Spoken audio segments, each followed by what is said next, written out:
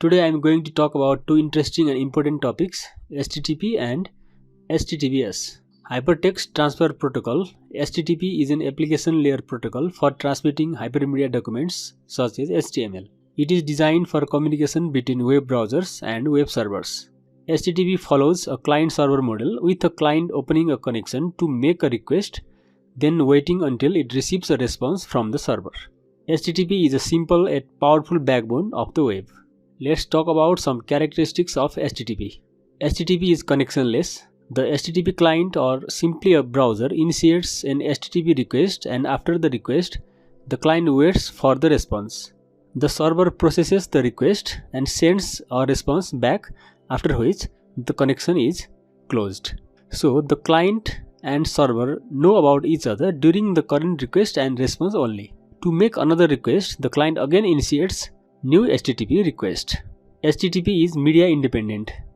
Any type of data can be sent by HTTP as long as both the client and server know how to handle the content. HTTP is stateless. With HTTP, the server and client are aware of each other only during an active request-response round trip. Due to this nature of the protocol, neither the client nor the browser can retain information between different requests across the web pages. It does not save the state of communicating partners. When you open the browser and request a web page, the sequence of events that follow can be considered an HTTP transaction. HTTP transaction consists of HTTP request and the corresponding HTTP response.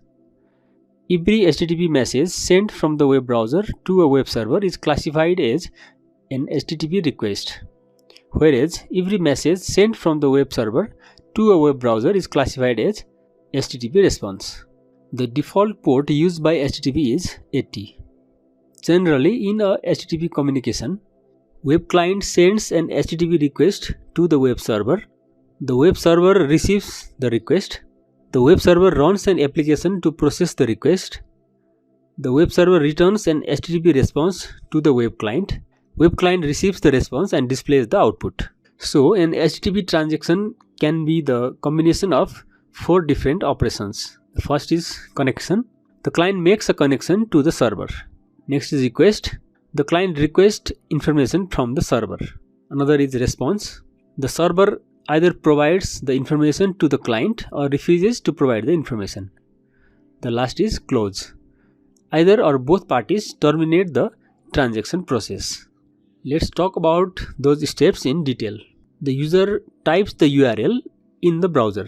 The browser parses the URL and decides to use the HTTP protocol, fetch the URL being requested from the host kcc.edu.np, get the resource known as index.php. The client sends a request by specifying an HTTP method followed by a document address and HTTP version as shown on the screen. That line means use the get method to request the document index.php using 1.1 version of HTTP. Like GET, there are many other HTTP methods such as head, post, put, delete, connect, options, trace, and patch. After sending the get header information, the client sends another header information to inform the server of its configuration and the document formats it will accept. All header information is given line by line with header name and value. After all header lines, the client sends a blank line to end the header. A simple request header may look like this. Get is an HTTP method that mentions the resource file and version of the HTTP protocol. Host denotes the host name from where the resource is to be retrieved. User agent is the detail of the web browser which is sending the request. Accept fields can be used to specify certain media types which are acceptable for the response. Accept language mentions the set of languages that are preferred as a response to the request. Accept encoding mentions which content encoding, usually a compression algorithm, the client is able to understand. Accept char set mentions the character encodings the client understands. The connection header controls whether or not the network connection stays open after the current transaction finishes. Keep alive means HTTP connection stays open until the browser specifically closes it. Keep alive header field allows the sender to hint about how the connection may be used to set a timeout and a maximum amount of request. Cookie header field contains stored HTTP cookies. The cache control header field holds instructions for caching in requests and responses.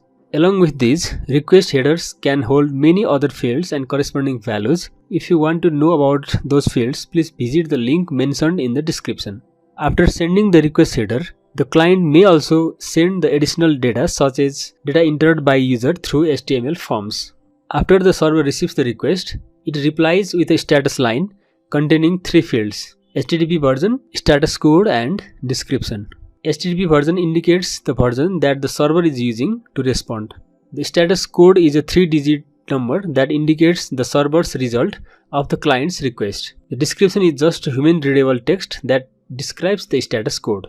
The shown status line indicates that the server is using the HTTP version 1.1. A status code 200 means that the client's request was successful and the requested data will be supplied after the headers. HTTP status codes are 3-digit codes used to indicate whether an HTTP request has been successfully completed or not. Status codes are broken into 5 blocks based on the starting number that ranges from 1 to 5. The status code starting from 1 means informational, 2 success, 3 redirection, 4 client error, and 5 server error.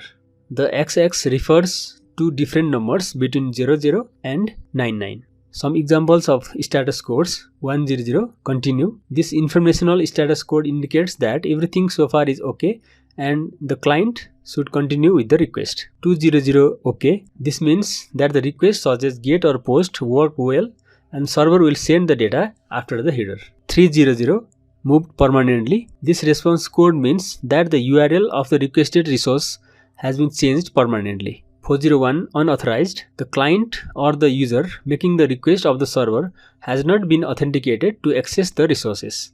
403 forbidden.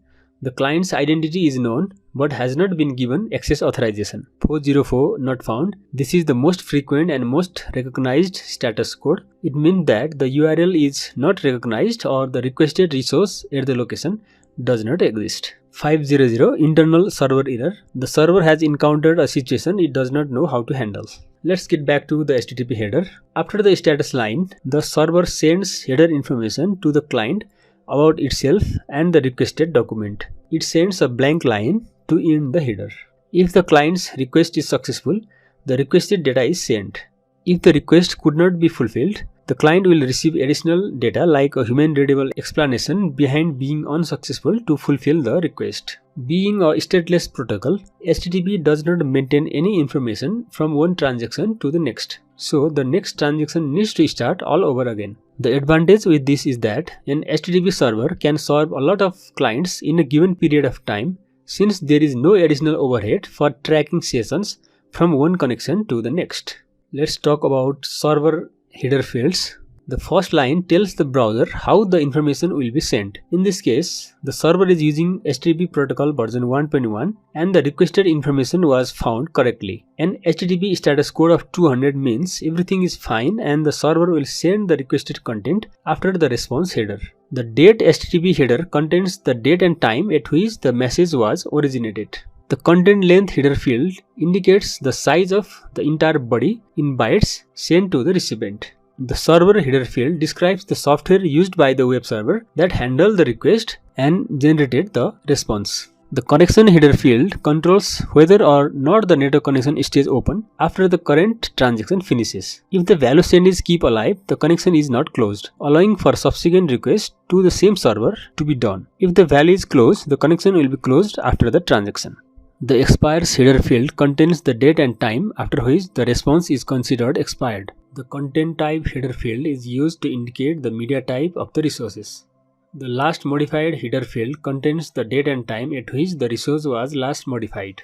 The content encoding header field is used to compress the media type. When present, its value indicates which encodings were applied to the body. Along with these, response header can hold many other fields and corresponding values. If you want to know about those fields, please visit the link mentioned in the description. Now let's discuss about HTTPS. HTTPS or Hypertext Transfer Protocol Secure is the use of Secure Socket Layer (SSL) or Transport Layer Security (TLS) as a sub-layer under regular HTTP. SSL or Secure Sockets Layer was the original encryption mechanism developed for HTTP. SSL was replaced by TLS or Transport Layer Security. SSL handshakes are now called TLS handshakes, but the term SSL is still in wide use. During the TLS handshake, the client and server together will do various tasks such as specify which version of TLS to be used, decide on which encryption algorithm they will use such as RSA or DH, authenticate the identity of the server via the server's public key and the SSL certificate authority's digital signature. Then generate session keys in order to use encryption after the handshake is complete. Let's see the steps of TLS handshake. TLS handshakes are a series of messages exchanged by a client and a server. A TLS handshake involves multiple steps as the client and server exchange the information necessary for completing the handshake and making further conversation possible. The exact steps within a TLS handshake will vary depending upon the algorithm used. Here I am showing the steps using the RSA key exchange algorithm. The client initiates the handshake by sending a hello message to the server. The message will include which TLS version the client supports, the cipher suites supported, and a string of random bytes known as the client random. In reply to the client hello message, the server sends a message containing the server's SSL certificate, the server's chosen cipher suite, and the server random, another random string of bytes that's generated by the server. The client verifies the server's SSL certificate with the certificate authority that issued it.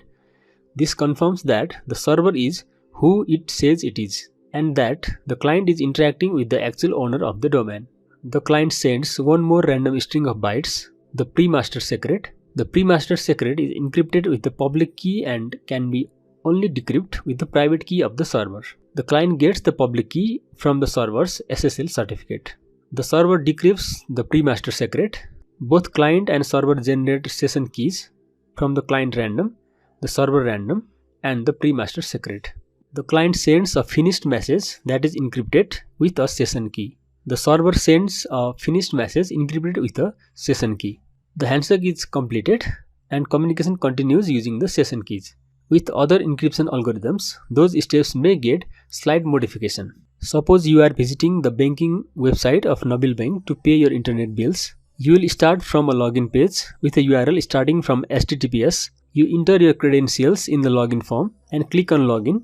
As you click on the login button, the browser's HTTPS layer will encrypt the data being sent. The encrypted data will travel to the web server through various networks. After receiving the request, the server will decrypt it, process the request, then prepare the encrypted response to be sent to the client. That acknowledgement will be decrypted by the HTTPS sublayer of the browser before showing it to the user. HTTPS uses port number 443 as a default port for communication. This much with HTTP and HTTPS. If you want to know even more, please follow the links posted on the description. Thank you and see you in the next video.